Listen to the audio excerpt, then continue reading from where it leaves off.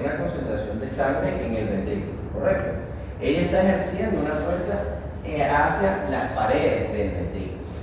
Y esa misma fuerza golpea a las compuertas de la válvula, ¿verdad?, que están descritas hacia el interior, como decimos aquí en la...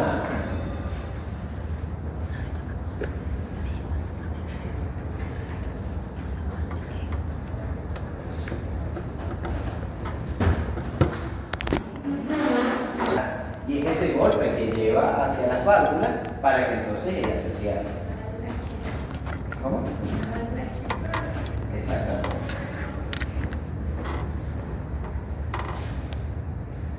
¿Se comprende esa fase? Sí. ¿Qué ocurre? A medida que aumenta el tiempo en que está la sangre, ¿verdad?, ocurre un efecto. Al entrar la sangre allí causa una distensión de la pared del músculo. Y esa distensión de ese músculo va a hacer que intente contraerse, como veíamos con el músculo liso. Si hay una distensión, hay una contracción. Ese músculo trata de contraerse, pero ¿qué ocurre? No hay una presión adecuada para que esa sangre pueda salir, para que se termine de contraer esas fibras musculares del ventrículo. Aumentan su tensión en contra de la sangre que hay contenida en el interior del ventrículo y aumenta la presión que está ejerciendo la sangre en contra de las paredes del ventrículo. ¿Se comprende? Sí. Una cosa es tensión y la otra es presión, aunque muchas veces lo tomamos como lo mismo, no es lo mismo. ¿De acuerdo? Tensión es lo que ejerce entonces la fibra muscular en contra de la sangre en este caso. Y la presión es la fuerza que está ejerciendo la sangre en contra de la fibra muscular. ¿Se comprende? Pasamos al periodo de expulsión. ¿Qué ocurre? En el periodo de expulsión, como dice su nombre, hay la expulsión de la sangre. Pero ¿por qué se expulsa la sangre? Todo acá, a partir de ahora, vamos a grabarnos este concepto. Para que fluya un líquido de un compartimiento a otro, necesitamos una diferencia de presión. Si en un compartimiento A la sangre tiene que ir al compartimiento B, la presión debe ser entonces mayor en A que en B. Porque si en B es mayor, no va a haber paso de A a B, sino de B a A. ¿Se comprende? Si están igual, no hay para dónde agarrar. Un gradiente de presión. ¿De acuerdo? Siempre que se necesite el paso de una sustancia a otra, se necesita una diferencia de presión entre un compartimiento y el otro. ¿Se comprende? Ok. Eso es la base para comprender entonces por qué se expulsa la sangre. Porque aumenta a tal grado la presión en el ventrículo que vence la presión que se da en la aorta. Al superar esa presión que se da en la aorta, esta sangre puede entonces pasar desde el ventrículo hacia la aorta o hacia la arteria pulmonar. Pero me voy a enfocar más que todo hacia lo que es la parte izquierda del corazón. ¿De acuerdo? Esa presión la vamos a ver más adelante. ¿Quién la ejerce a nivel de la aorta? Su propia musculatura y la válvula aorta. ¿Esto se comprende? Entonces, en el periodo de expulsión ocurre un aumento de la presión intraventricular que vence las presiones de la aorta para que ella pueda entonces, para que la sangre pueda fluir del ventrículo hacia la aorta y termina la contracción total del ventrículo. El periodo de relajación isovolumétrica, ¿qué ocurre? Es que una vez que se expulsa la sangre, las presiones intraventriculares descienden y ocurre una relajación.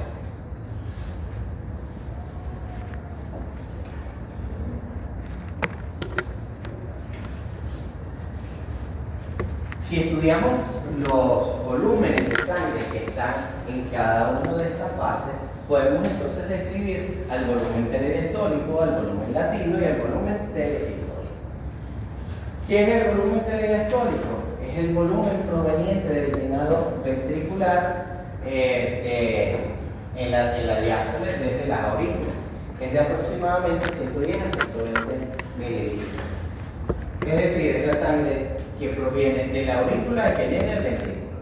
Si medimos el volumen, son de entre 110 a 120. ¿Qué va a cambiar entre esto, que sea 110 o 120?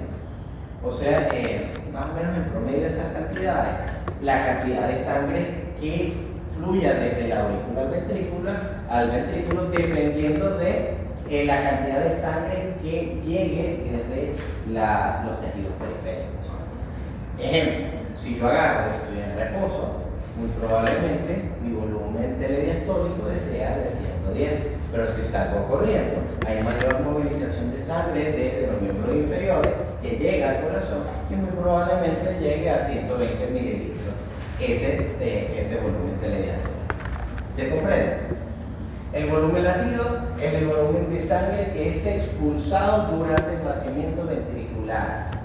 Pensaríamos que, bueno, si llega a 110 se expulsa 110, ¿de acuerdo? Pero no es así, va a quedar un remanente. Y aproximadamente lo que se expulsa es de 70 mililitros. Y un volumen telesistólico, que es el volumen remanente en cada ventrículo luego del vaciamiento ventricular. Es de aproximadamente 40 a 50 mililitros. Esa es la diferencia de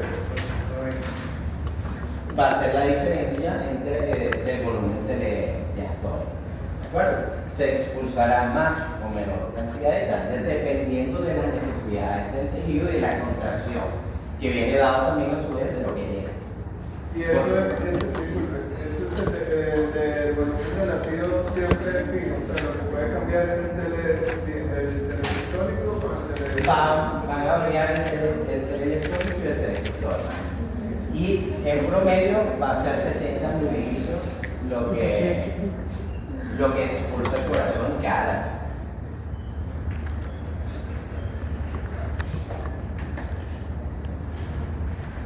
El trabajo cardíaco, entonces, viene comprendido en todas las fases que hemos visto, uniendo las fases de llenado, ¿verdad? Que era el llenado ventricular por parte de la sangre que viene de la auricular hacia el ventrículo, el periodo de contracción isovolumétrica, en donde se cierran las válvulas auriculares ventriculares, aumenta la presión intraventricular sin contraerse completamente y que no hay todavía expulsión de sangre.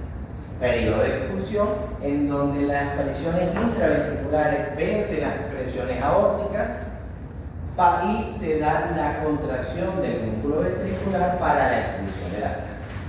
Y el periodo de relajación isovolumétrica, en donde una vez contraído el ventrículo y expulsado la sangre, ocurre una relajación y una apertura. Hay una apertura de las válvulas auriculoventriculares para otra vez retornar el ciclo, y hay un cierre de las válvulas aórticas y pulmonares para que la sangre no retorne desde las arterias hacia el ventrículo. Profesor, pasa un poco rápido, ¿sí? Sí, yo estoy hablando acá, pero ¿cuántos latidos no han? Esto es en cuestiones de segundos, microsegundos. Y cuando usted dijo que se almacena el aurículo, ¿no? Para luego pasar al ventrículo. Supongo que se almacena porque el ventrículo está bombeando sangre, ¿no?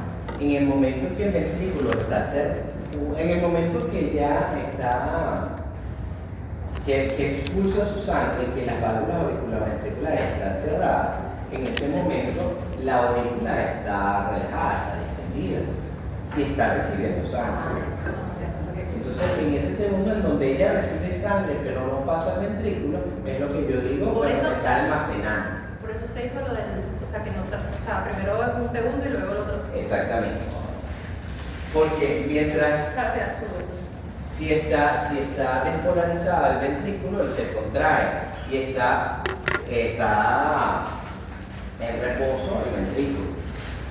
Pero cuando pasa el potencial de acción al ventrículo, este músculo se contrae y este ya está en un estado de repolarización.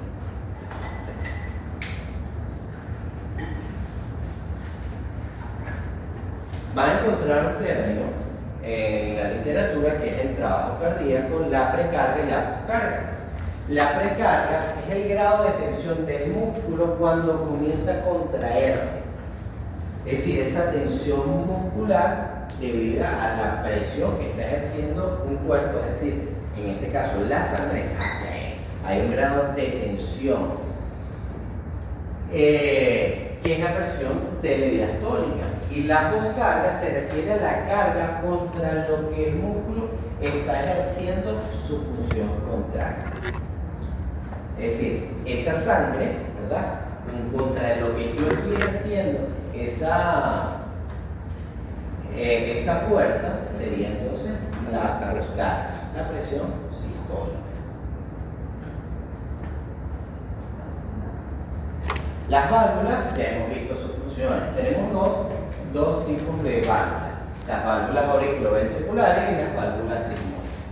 Las auriculoventriculares son la válvula mitral y la tricúspide, y las válvulas sigmoides tenemos a la pulmonar y la válvula aórtica.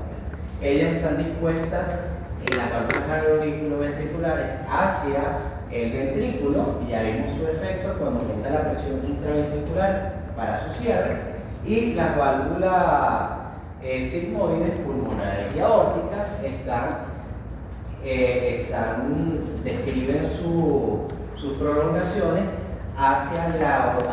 en sentido contrario hacia el ventrículo, es decir, hacia la arteria, porque cuando la sangre intenta retornar hacia el ventrículo, ellas se cierran para que no pase sangre hacia el ventrículo. Obviamente, estas válvulas son propensas a daños y tenemos entonces insuficiencia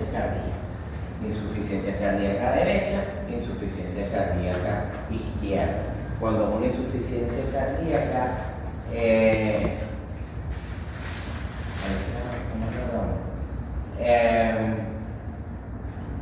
cuando una insuficiencia cardíaca izquierda puede alterar el lado derecho del corazón por un reflujo de sangre, y se le llama insuficiencia cardíaca congestiva, porque congestiona todo el cuerpo.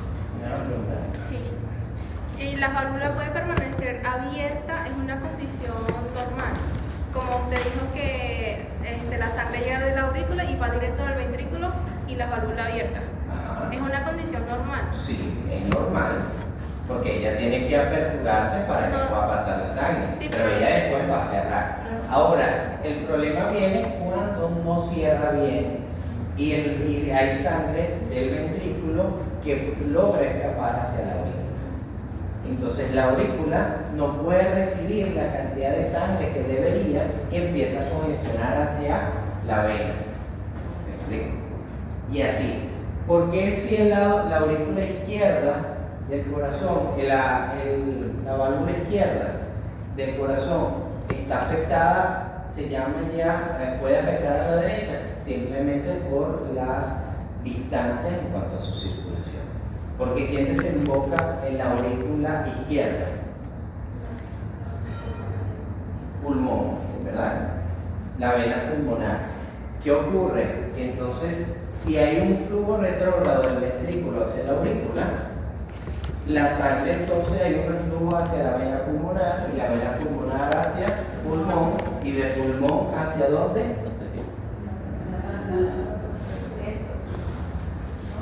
Hacia esto. Oye, no, tampoco así. ¿Hacia dónde? Hacia la arteria. Hacia la arteria pulmonar. ¿De la arteria pulmonar a dónde?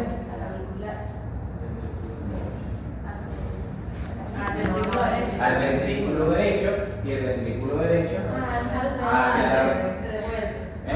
Pero si es el lado derecho, ¿hacia dónde va? Hacia la circulación mayor. Entonces, ahí tenemos suficiente tejido para que esa sangre entonces se pueda reacomodar, pero a nivel a nivel izquierdo no, porque lo que tienen los pulmones y la sangre va a ir retrograda y aumenta entonces las presiones pulmonares, aumenta las presiones, ¿cómo se llama? Aumenta el flujo del retrógrado de sangre y congestiona el corazón.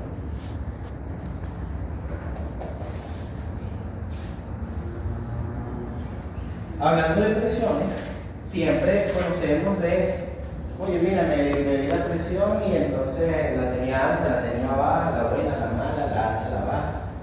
¿Sí o no? A partir de ahora, por favor, no digan cuál es la, que si la presión es alta o la baja, menos que sean pacientes, le digan, bueno, para explicarle y que comprenda mejor. Pero tenemos que hablar de, o sea, el nombre correcto de las presiones. Ni tampoco entonces agarrar y quitarle un número. Que si no, dan 12,8. O sea, Dios. No. Y las enfermeras 12,8, ya va, ¿cuánto es? O sea, que te digan bien. Podemos agarrar y alterar las cosas. Pero ¿a qué se debe esa presión? Vamos a encontrar a la presión sistólica, que es de 120 milímetros de mercurio. Es lo que le llaman la presión alta. O sea, la alta, de la presión, la alta. Es la presión causada por la distensión de las paredes de la arteria por la entrada de sangre proveniente del ventrículo en la sístole. Una vez, cuando se expulsa la sangre del ventrículo y medimos la presión que ejerce esa sangre en las paredes de la arteria, en este caso de la aorta, esa sangre cuando llega causa una distensión. Si yo mido esa presión, en ese punto es 120 milímetros de mercurio. Tenemos la presión diastólica, que es de 80 milímetros de mercurio.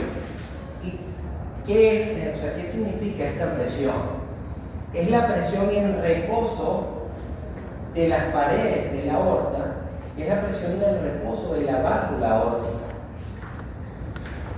Si yo tengo una presión intraventricular de 80 milímetros de mercurio y la válvula aórtica, su presión es de 80 milímetros de mercurio, ¿qué ocurrirá con la sangre? ¿Hay un paso de sangre? No, porque dijimos que se necesita una diferencia de presiones entre un segmento y otro. Pero cuando yo supero esa presión de 80 milímetros de mercurio, ¿verdad? Llego hasta 120 incluso. Esa presión vence al reposo de la válvula aórtica y pasa la sangre del ventrículo hacia la aorta y a la circulación. ¿Se comprende? Entonces, la presión diastólica es la presión que ejerce la sangre en los primeros segmentos de la aorta, ¿verdad? Al expulsarse del ventrículo, y la presión diastólica es la presión en reposo de la válvula aórtica.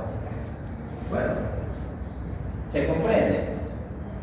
En base a eso, yo les pregunto algo.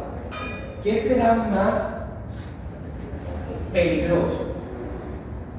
¿Que la presión sistólica sea mayor a 120 milímetros de mercurio o que la presión diastólica sea mayor a 80 milímetros? ¿Cuál de las dos es más peligrosa cuando aumenta? La sistólica, la diastólica. ¿Por qué? ¿Por qué? En el caso de sangre se queda almacenada en el corazón. Va por ahí. ¿Quién me da otra razón?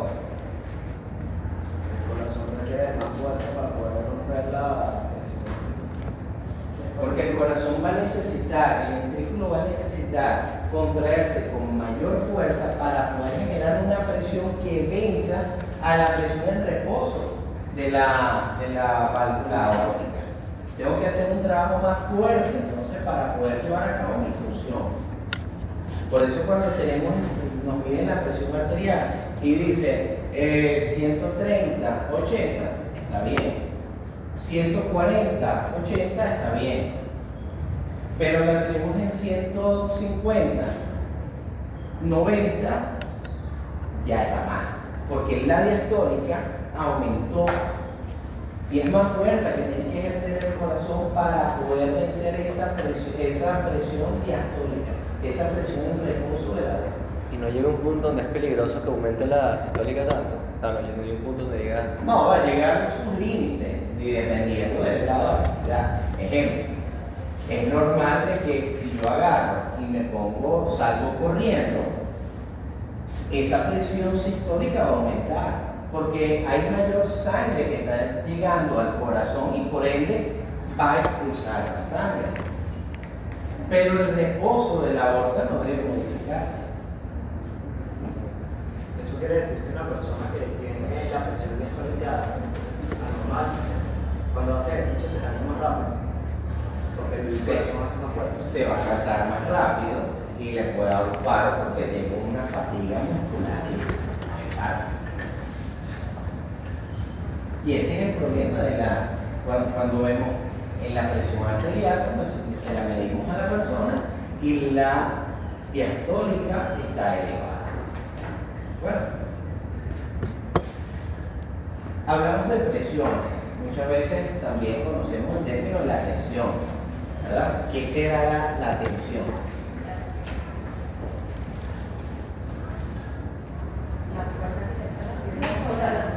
La fuerza que ejerce las fibras musculares del vaso sanguíneo en contra de la sangre. Que al medirla va a ser lo mismo, sí, pero no es lo mismo tensión que presión. El término, me explico. El valor va a ser igual, sí, pero presión es la fuerza que ejerce la sangre en contra de las paredes del vaso sanguíneo y la tensión es la contracción que está ejerciendo el vaso sanguíneo en contra de la sangre. Tenemos también cuando ocultamos a un paciente o de una manera romántica se acuesta en el pecho de su pareja, agarran y escuchan los latidos del corazón. ¿Sí o no? Dice, qué lindo todo, te está practicando más rápido. ¿Sí o no? Ok, ¿qué significan esos tonos? Hay dos tonos cardíacos. El primer tono se produce con el cierre de las válvulas auriculoventriculares. Es un tono que es bajo y que es relativamente más prolongado en comparación con el otro. Y el segundo tono se produce con el cierre de las válvulas sigmoides, las válvulas aórticas pulmonares, y es relativamente más corto, más seco. Eso, la diferencia entre la prolongación de uno, la distancia entre uno y otro, entonces el médico o el cardiólogo puede agarrar, evaluar y decir, mira, aquí esto no está sonando bien como tendría que ser. En cuanto al electrocardiograma, todos en algún momento se habrán hecho algún electrocardiograma o han visto alguno. Ven que es una hoja milimetrada en su mayoría, que es un papelito chiquito, ahora lo entregan en otro papel normal. Pero en teoría debe ser un papel milimetrado que es largo y tiene unas espigas muy parecidas a lo que estamos viendo acá en la imagen. Este electrocardiograma nos va a expresar los puntos del potencial de acción y de la contracción del músculo cardíaco en que se encuentra. Anormalidades entre esas espigas y entre esas curvas nos habla de un problema eléctrico del corazón. Entonces vamos a encontrar las ondas P, la Q, la R, la S y la T. La onda P la produce la propagación de la despolarización a través de las aurículas y va seguida de la contracción auricular. Las ondas Q, R, S, ese complejo, muestran la despolarización de los ventrículos, la contracción ventricular y elevándose la presión ventricular. Y la onda T nos va a representar la fase de despolarización de los ventrículos. La hojita milimetrada tiene su sentido. ¿Por qué? Porque una normalidad en la distancia en cuanto a esas ondas es lo que nos va a decir, bueno, está más alargada la repolarización, la despolarización, o está más corta, o se está saltando incluso una fase. Bueno, y entonces tendremos las patologías designadas de a nivel ¿cómo se llama? Del corazón y de su potencialidad. Alguno quedó con pericarditis después de COVID. Quédate con pericarditis. Bienvenido. Cuando nos hacen un electrocardiograma, había una extrasístole y había un patrón anormal en un punto en cuanto a ese electrocardiograma, que es tratable, que es controlable, pero que es fastidiosísimo. Yo sí dejo de hacer ejercicio y llega un punto en donde me duele el corazón con una puntada que la primera vez que me dio, yo dije nada, aquí porque era la madrugada. Siento el dolor, me costaba respirar y sentía el brazo dormido. Yo dije, señores, hasta que llegue se enterarán cuando los gatos ya me coman y todo.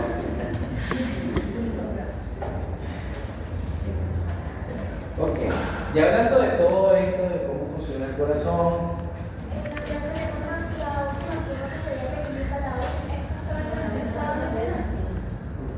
la U es algo no, o sea, no es algo controlado. O sea, para nuestro conocimiento es control de la función cardíaca. Tenemos que aprender cómo se va a controlar todas estas funciones. Ok, ya conocemos por qué se contraen las aurículas, el ventrículo, el llenado de cada uno de ellos, la expulsión, las presiones, etc. Pero tenemos que entonces saber cómo se controla ahí, cómo se lleva a cabo ese control y esa función del corazón. A nivel de la excitación y de la conducción del corazón, vamos a encontrar al marcapaso. ¿A quién habíamos hablado que era el marcapaso? El nódulo sinusal. Ya sabemos que la capacidad de marcapaso se le llama así porque tiene una capacidad de autoexcitación. ¿Sí? El nódulo sinusal posee una frecuencia de descarga mayor a la del nódulo auriculoventricular y a la de las fibras de Purkinje, que son estructuras que también tienen esa capacidad de autoexcitarse, pero en una menor medida que el nódulo auriculoventricular. ¿Qué ocurre? Que recordemos que el impulso nervioso es unidireccional. ¿De acuerdo? Cuando el nódulo auriculoventricular, el nódulo sinusal, empieza a expresar el potencial de acción en un estímulo o ocurre una autoexcitación, ocurre una despolarización, ¿verdad? Esa despolarización, ese potencial de acción viaja por todas las vías, llega al nódulo auriculoventricular y después va a llegar a la fibra de Purkinje. ¿Correcto? Cada vez que el nódulo auriculoventricular o las fibras de Purkinje están cercanos a su potencial umbral para poder desencadenar un potencial de acción, ellos por sí solos, o sea, una autoexcitación, ocurre su despolarización. Antes de que ellos se despolaricen por sí solos, ocurre una despolarización que viene dada desde el nódulo sinusal. Siempre va a ocurrir así en términos fisiológicos. Aun cuando las otras estructuras tienen la capacidad de autoexcitación, cuando están a punto de autoexcitarse, ya hay un potencial de acción que los está despolarizando. Porque ¿qué ocurriría si hay un fallo en el nódulo sinusal y el nódulo auriculoventricular es el que se autoexcita? ¿Qué ocurriría? ¿Qué ocurre si hay un fallo en el nódulo sinusal? Él no se despolariza antes que los demás, sino que quien se despolariza y tiene el potencial de acción es el nódulo auriculoventricular.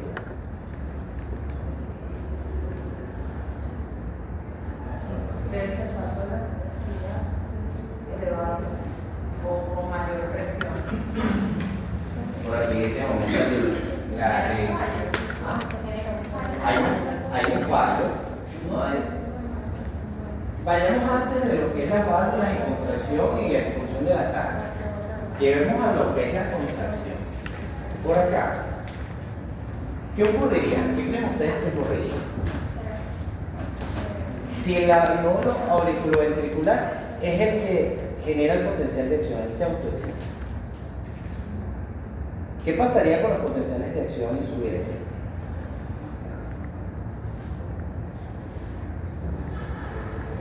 Más o menos por ahí, pero explica lo que pasa. Empiezan a ir a donde sea sin una dirección. Van a ir hacia el nódulo sinusal, van a ir hacia la fibra de Purkinje, ¿verdad? Van hacia los dos lados, porque ellos no tienen, todo está en reposo y tienen para generar un potencial de acción. Deja de ser un marcapaso. ¿Qué ocurriría? No, pues tienen la capacidad de autoexcitarse. Pero ¿qué ocurre con la contracción? No hay una contracción normal, porque entonces pudiera verse una contracción desordenada entre el ventrículo y la aurícula, o incluso contracciones simultáneas, etc. Igual va a ocurrir con la fibra de Purkinje. Si son ellas las que se excitan, entonces ese potencial de acción va a viajar de manera inversa, hacia el nódulo auriculoventricular y el nódulo sinusal. Pero antes de que ocurra eso, fisiológicamente hablando, ellos nunca se van a poder autoexcitar, aunque tengan la capacidad, porque cuando lo vayan a hacer, ya se genera un potencial de acción desde el nódulo sinusal que recorre toda la vía de forma normal. ¿Se comprende?